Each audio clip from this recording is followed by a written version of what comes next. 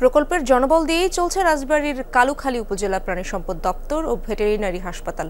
এই হাসপাতালের ৯ পদের ৭টি শূন্য, ফলে ভোগান্তিতে পড়েছেন এলাকার মানুষ।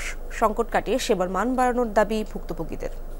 মাঠের অলরাউন্ডার আমি, আর ঘরের allrounder Tylox. Tylox toilet cleaner, clean মানেই টাইলক্স। কৃষি নির্ভর কালুখালী উপজেলার কৃষকের অন্যতম অবলম্বন গৃহপালিত প্রাণী। উপজেলা প্রাণী সম্পদ অফিসের হিসাবে কয়েক লাখ গরু ছাগলের পাশাপাশি রয়েছে হাঁস মুরগির খামার। এইসব প্রাণীদের স্বাস্থ্য সুরক্ষায় রাজবাড়ীর কালুখালীতেও রয়েছে ভেটেরিনারি হাসপাতাল। কিন্তু জনবল সংকটে ধুঁকছে পশু পাখির সেবা কার্যক্রম। প্রতিষ্ঠার 10 বছরেও পূরণ হয়নি লোকবল। 9টি পদের মধ্যে ভেটেরিনারি সার্জন, উপসহকারী কৃত্রিম প্রজনন কর্মকর্তা সহ 7টি পদই শূন্য। এতে কাঙ্ক্ষিত সেবা থেকে বঞ্চিত হচ্ছেন 7 ইউনিয়নের খামারি ও পশুপালনকারীরা। এখানে আরো কয়েকজন ডাক্তারের দরকার, ওনাদের লোক সংখ্যা কম।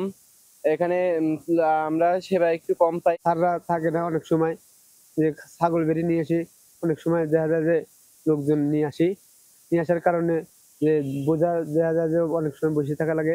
এলাকার সাধারণ জনগণ প্লাস আমার প্রান্তিক খামারি জনসাধারণের সেবা নিশ্চিত করার জন্য আমার বিভিন্ন প্রকল্পে যারা কর্মরত আছে তাদেরকে দিয়ে আমার হাসপাতালের দৈনন্দিন প্রাত্যহিক সেবা, স্বাস্থ্যসেবা এবং অন্যান্য কার্যক্রম পরিচালিত করতে হচ্ছে। আমি কিছুটা চ্যালেঞ্জের সম্মুখীন হচ্ছি জনবলের অভাবে, আমি যেটি আমার ঊর্ধ্বতন কর্তৃপক্ষকে জানিয়েছি।